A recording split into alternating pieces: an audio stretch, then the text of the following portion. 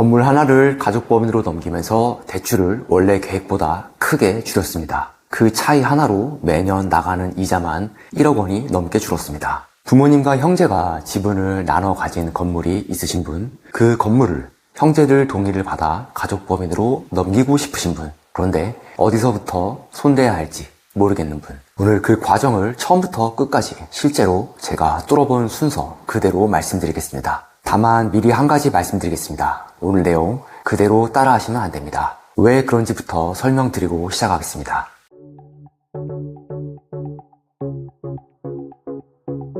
이런 말씀드리면 바로 나오는 반응이 있습니다. 그거 결국 세금 피하려는 거 아니냐? 오늘 말씀드릴 내용은 상속증여세법뿐만 아니라 여러 세법의 근거를 종합한 거래 구조의 설계입니다. 부가가치세법, 지방세법, 소득세법, 상속세 및 증여세법, 이 법들이 오늘 이야기의 뼈대입니다.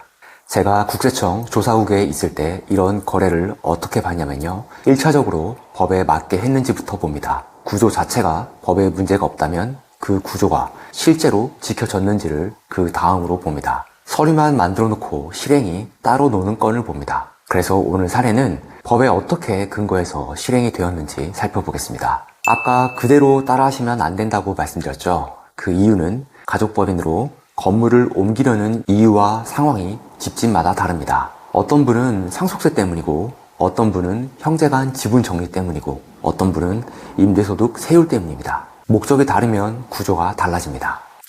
더 큰 문제는 집안 사정입니다. 부모님 연세가 어떻게 되시는지, 형제가 몇 명이고 그중 누가 반대하는지, 대출이 얼마나 껴있고 그 대출이 누구 명의인지, 자녀가 해외에 있는지, 이런 것들이 전부 변수로 작용합니다. 제가 이 일을 하면서 똑같은 케이스를 한 번도 못 봤습니다. 그래서 저는 이렇게 생각합니다. 정해진 답안 하나를 모든 집에 똑같이 적용하는 건 제대로 된 컨설팅이 아닙니다. 그 집 사정에 맞게 답을 다시 짜야 하는 겁니다. 제가 3일회계 법인에서 세무 진단을 할 때도 늘 그랬습니다. 같은 주제인데도 고객마다 나오는 그림이 매번 달랐습니다.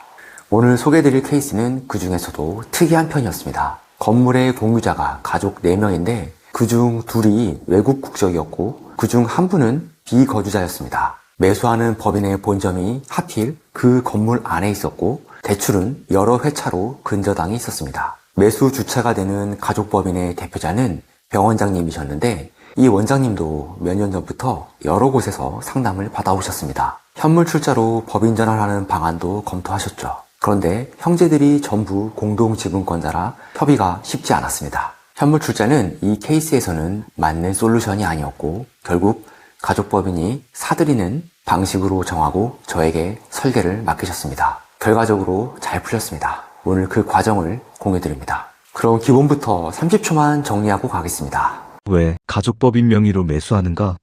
아시는 분은 다 아시죠? 가족법인 자산 이전이 뭐냐? 부모 개인 명의로 되어 있는 건물을 자녀가 주주로 들어가 있는 법인으로 이전하는 겁니다. 왜 그러느냐? 개인이 들고 있다가 상속되면 최고 세율이 50%입니다. 법인이 자산을 받으면 법인세율 적용입니다. 이 격차가 출발점입니다. 이 기본 논리는 이전 영상에서 자세히 다뤘습니다. 위에 걸어드릴 테니 아직 안 보신 분은 그것부터 보고 오셔도 좋습니다. 오늘은 그 다음 이야기입니다. 좋은 거 알겠고 그래서 실제로 어떻게 하는데 이 원장님 50대 중반이시고 건물 매수 재원이나 대출 신용은 이 원장님으로부터 나옵니다. 그런데 처음부터 본인 명의로 사겠다는 말씀은 한 번도 안 하셨습니다. 이유를 여쭤보니 이렇게 답하시더군요.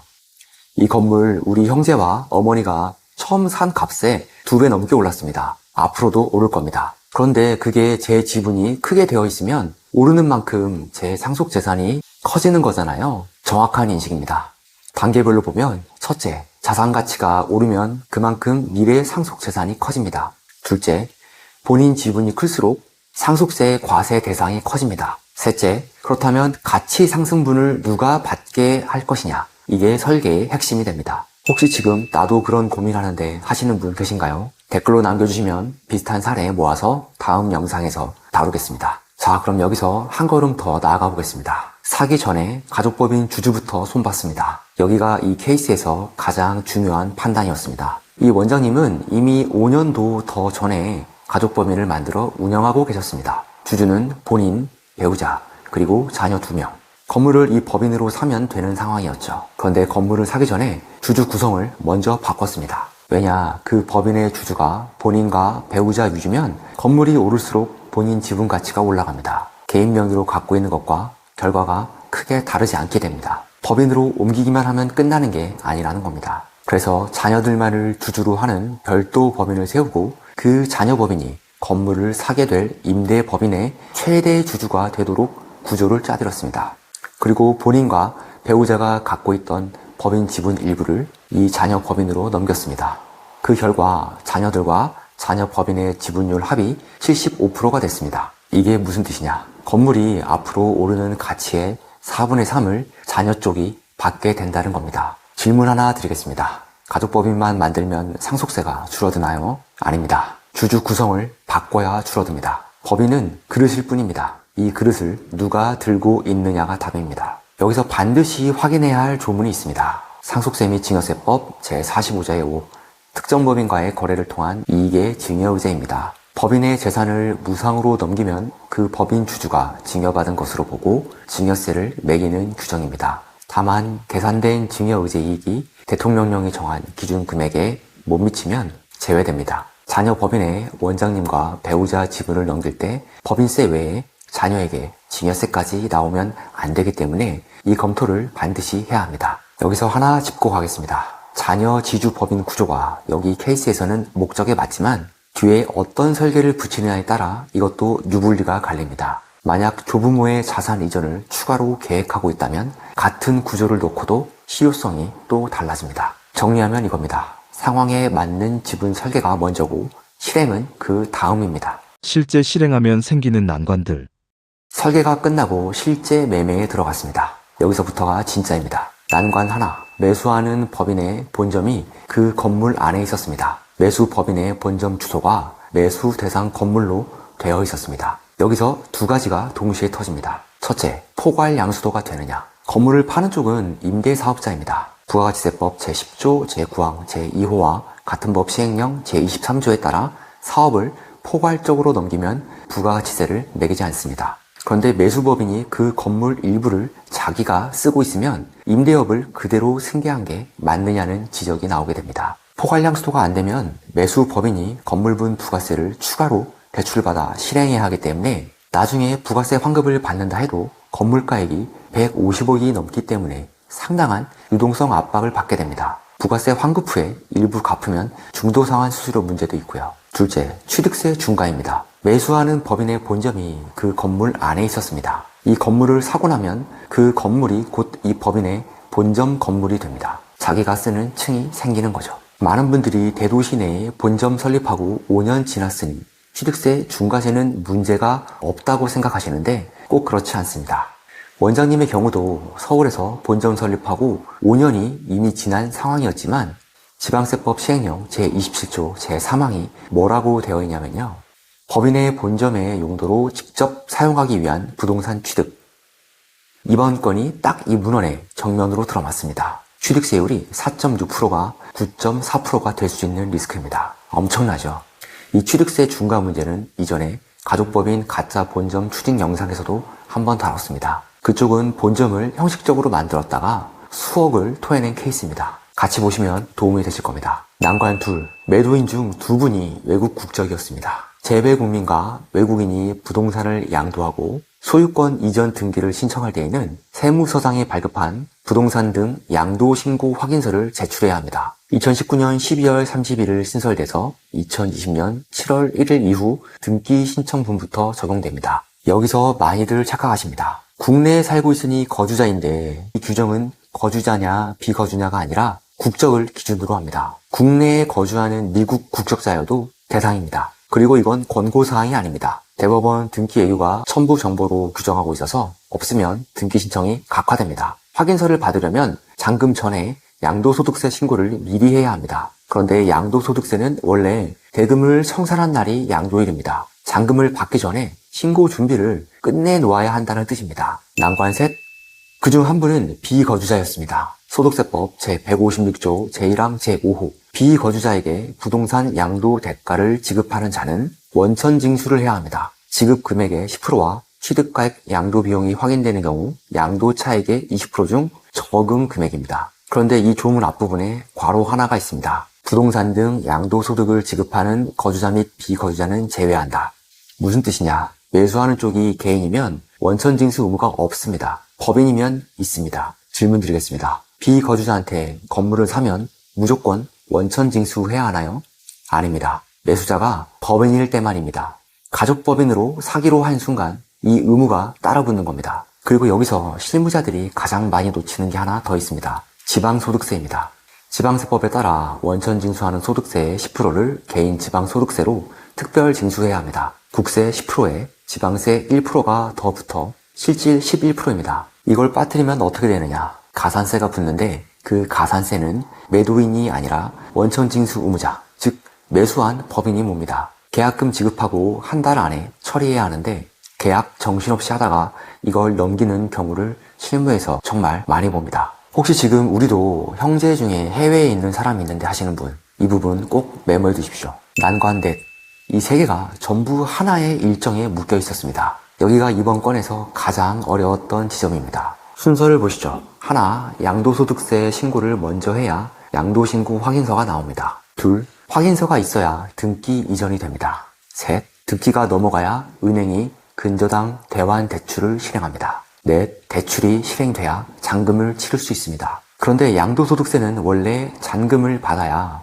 신고합니다. 보이십니까? 고리가 물려 있습니다. 잔금 치러야 양도세 신고하는데 먼저 양도세 신고해야 등기 이전되고 등기 나가야 대출 나오고 대출 나와야 잔금이 생깁니다. 잔금 전에 양도소득세 신고를 전부 완성해 놓고 양도세 신고 확인서 발급, 등기 접수, 대출 실행, 잔금 지급을 같은 날 실행해야 합니다. 오차가 나면 안 되고 한 칸이라도 어긋나면 그날 거래가 멈춥니다. 만약 등기부상 매도인의 외국인이 있으면 해외에서 공증 받아오는 문제부터 미리 타임라인을 촘촘하게 안 짜면 전부 어긋납니다. 그리고 비거주자 매도 자금의 반출을 위해서는 외국한 거래법에 따라 세무서에서 부동산 매각 자금 확인서까지 받아야 해외 송금이 가능합니다. 이 업무는 세법 지식만으로 안 됩니다. 등기소 실무, 은행 대출 실무, 외국한 거래법, 세무서 발급 소요일을 전부 알고 있어야 짤 수 있는 일정입니다. 이게 전부 지휘 컨트롤되는 세무사에게 맡겨야 실행이 가능합니다. 여기까지 따라오신 분이라면 본인 케이스가 어디쯤인지 대충 감이 오실 겁니다. 지금 내가 어느 상황인지 확인이 필요하신 분은 영상 하단 상담 신청 링크를 이용해 주십시오. 세법보다 더 큰 효익을 본 것은 따로 있었다. 정작 가장 큰 돈은 여기서 나왔습니다. 지금까지 말씀드린 난관들 다 넘었습니다. 그런데 이 원장님이 가장 크게 효익을 보신 부분은 따로 있었습니다. 바로 대출입니다. 건물을 이전하는 실무를 막상 해보면 대출이 제일 큰 허들입니다. 변수가 가장 많습니다. 그리고 이건 세법만으로 풀리지 않습니다. 이번 건 상황이 이랬습니다. 모친께서 건물을 담보로 대출을 여러 차례 받으셨는데 그 중에는 공동사업장인 임대업과 관련된 부분도 있고 개인적인 부분도 섞여 있었습니다. 모친은 80대의 고령이시고 개인 재산도 상당하셨습니다.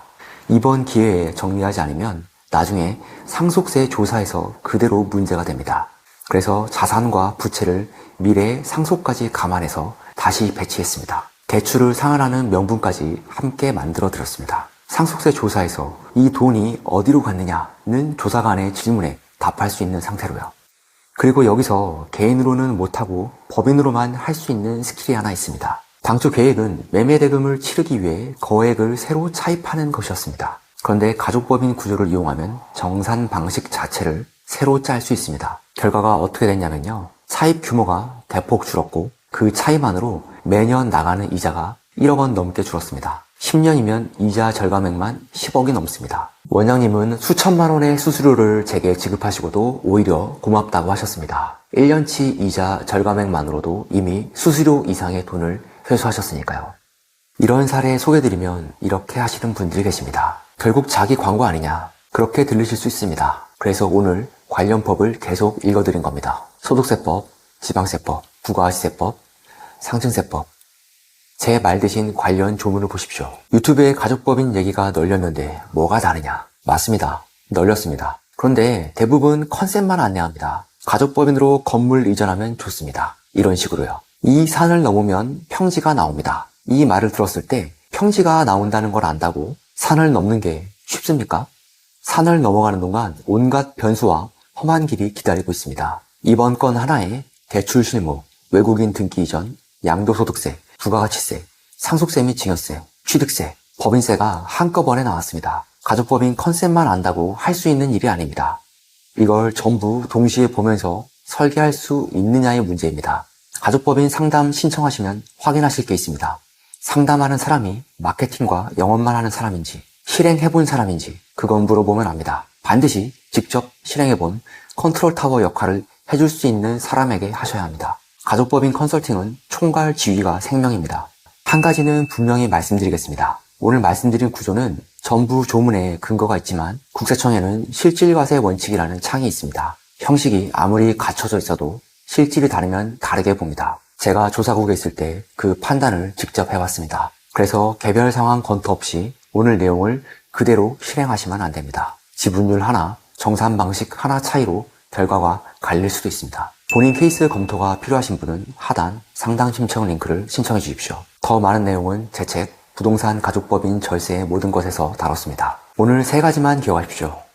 하나, 지분 설계가 실행보다 먼저입니다. 법인은 그릇일 뿐이고 그 그릇을 누가 들고 있느냐가 상속세를 가릅니다. 둘, 실행 단계에서 여러 난관이 기다립니다.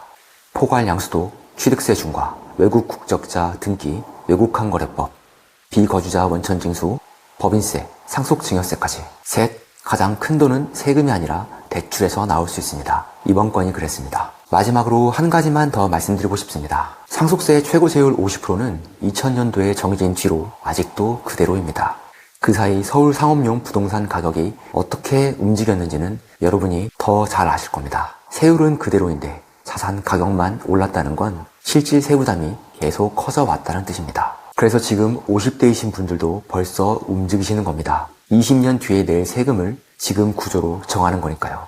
오늘 아무것도 안 하는 것도 선택입니다. 다만 그게 어떤 결과로 돌아오는지는 아셔야 합니다. 여러분 집안은 어떻게 되어 있습니까? 부모님 건물에 형제 지분이 섞여 있으신가요? 아니면 물려줄지 결정도 못해서 방치하고 있나요? 댓글로 남겨주시면 많이 나오는 케이스는 다음 영상에서 다뤄보겠습니다. 전문직 병원장님들의 가족법인 구조 자체가 궁금하신 분은 병원장과 전문직 가족법인 절세 구조 영상을 이어서 보시면 좋습니다.